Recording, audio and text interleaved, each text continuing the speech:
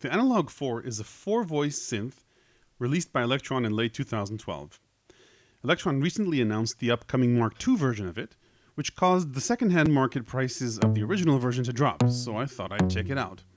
As part of the process, I watched and read some of the early reviews about it, and while they were right about the Analog 4's great sound, they completely and understandably couldn't know about all the substantial features and updates Elektron has been adding to this machine over the past 5 years.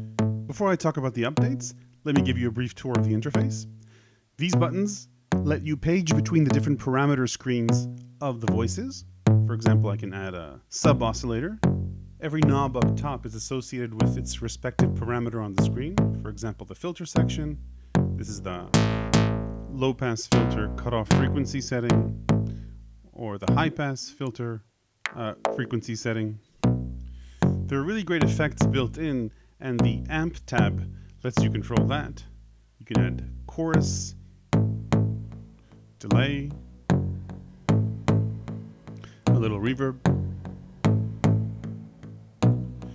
You've got two envelopes that can serve as modulation sources, and two LFOs as modulation sources as well, plus a bunch of built-in LFOs. Let me continue the basic tour of the interface. I'll choose track 2. You can play notes directly using this little keyboard here. In this case, I've got the same sound configured on track 2, on voice 2.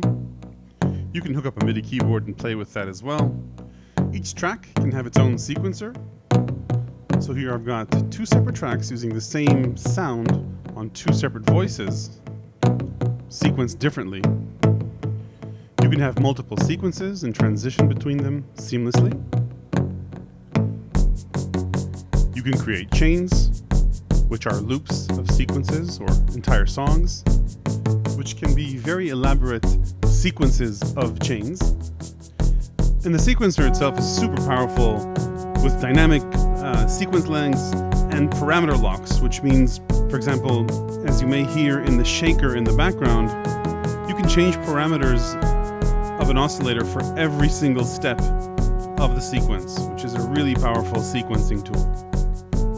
So with all this power, what had me surprised when I read and watched the first reviews of the Analog 4 is that it wasn't polyphonic, which means that it's sort of like four different voices and four different sequencers bunched up together into one device. And that's what got me curious about how this machine evolved over the years, which brings me to the first major update that Elektron brought to the Analog 4, which is to make it polyphonic. And the smart way they did this was by adding a feature called polyconfig. So the old way, as the Analog 4 was shipped and as all the first reviews treated it, you didn't have polyconfig. And then the way that it would behave is you just have one note per voice. Press two notes together and it would just toggle and play the last note you pressed. And I'll just select a different sound to make it more evident what's going on. So let me turn on polyconfig and tell the Analog 4 to share two voices. So you can see now when I play two notes, I hear them both, but I can't hear a third unless I add a voice to polyconfig. That can go up as high as 4. Now, I'll go to track 2, my second sound, and pick a different sound. And I can play this one polyphonically as well. So there's a shared pool of voices, and each track can steal a voice from each other when needed, but you get a really nice polyphonic effect, which is a massive update and I think completely changes the original Analog 4. Another major addition to the Analog 4 way after its release is Overbridge. Overbridge substantially upgrades your Analog 4 if you've got a computer nearby and you're not afraid of mice. The first advantage of Overbridge is that it gives you a beautiful interface for the Analog 4. The Analog 4 has quite a reputation for being hard to learn, and I have to say it's not easy to get to know it. But this interface makes things like understanding what an oscillator, or a sub-oscillator, or a waveform, or modulation, all the way to filters and sound pools and kits, all these things, at least to me, became much clearer, much faster using Overbridge.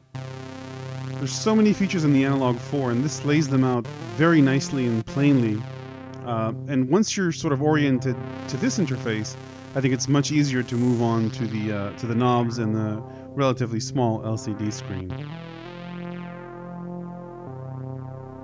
Super easy to play around with the filters.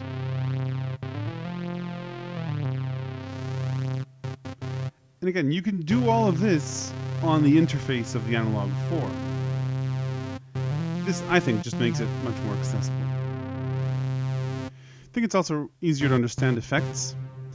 Through this interface, the fact that each voice has a send, but the effects track is where you determine the global character of each effect. Infinite reverb is awesome. Sorry, back to the review. So I love the way feedback is visualized here.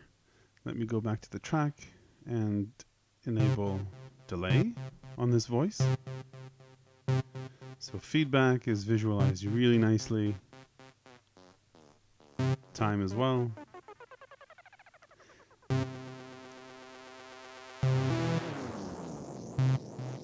So much nicer than just turning a knob on the interface.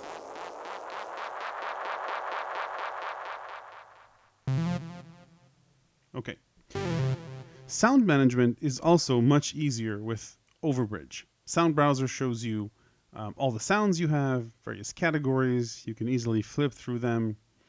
You can very easily manage your sound pool through here. Just drag and drop sounds into the sound pool. Sound pool is, if you're not familiar with this, is 128 different sounds that you can easily parameter lock between sounds on a single track. The kit editor is another place where the learning curve of the Analog 4 is greatly reduced. Editing the performance controls here is so much easier than on the LCD screen.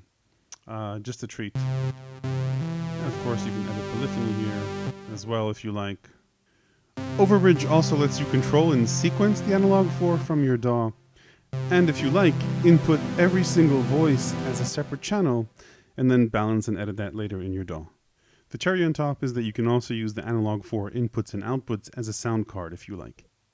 The next really nice addition to Elektron's firmware is conditional trigs or conditional locks. And I'll create a short pattern here of only 4 steps to show you this very quickly. These 4 steps represent the pattern we're working on. Let me add a note to the beginning. Let's choose this one. And then add another one to the middle. Now I'll take the second note, and rather than have it trigger every single loop, I can make it trigger conditionally using trig conditions. So there's a percentage of the time, as I increase this, it happens more frequently. Or I can have it happen every other loop of the sequence.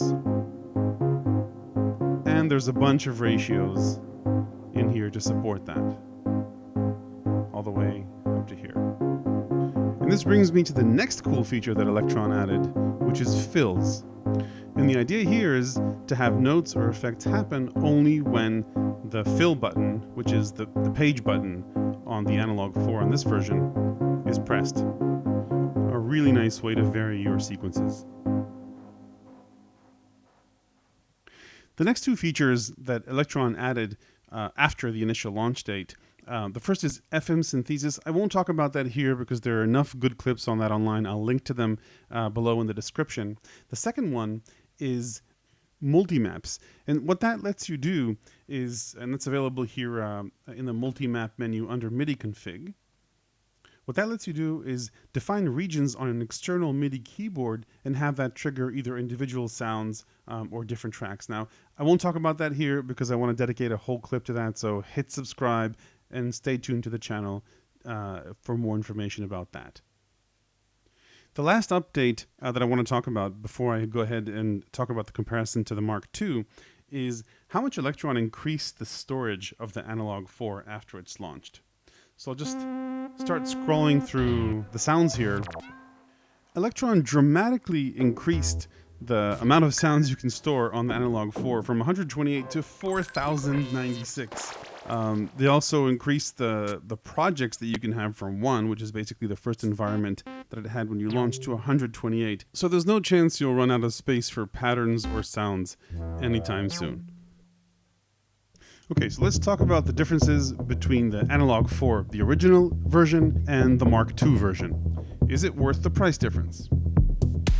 So the biggest upgrade, in my view, is the screen. Besides being brighter, it's also twice as tall.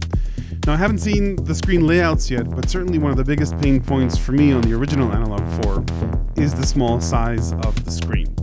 Obviously, the buttons and the macros have been improved, labels are much clearer, together with a slanted design, which at least for me is welcome.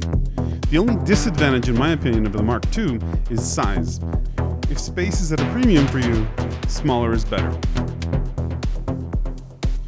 In terms of connectivity, Elektron have added a separate out for each voice, which is nice, and new CV/expression pedal inputs, which are great for modular connectivity. They've also split out the CV outputs from 2 to 4, so you no longer have to get a splitter before you can connect your gear. They've also reworked the circuitry for what they say very deep and defined bass and more bite and growl. I'd love to hear that, see what that's about, even though the Analog 4 to me sounds sweet as it is right now. Finally, with Overbridge, whereas with the original Analog 4, Elektron gives you all the features, with the Mark II they've split it into a free and a premium version. You still get a lot of the functionality with the free version, but you need to pay $100 more if you want to get the more advanced functionality of Overbridge, like DAW integration, separate streaming of each audio channel, and to use the Analog 4 as a sound card. All these things you get for free with the original Mark I Analog 4. So that's it. For more synth goodness, hit subscribe, comment, like. Thanks for watching.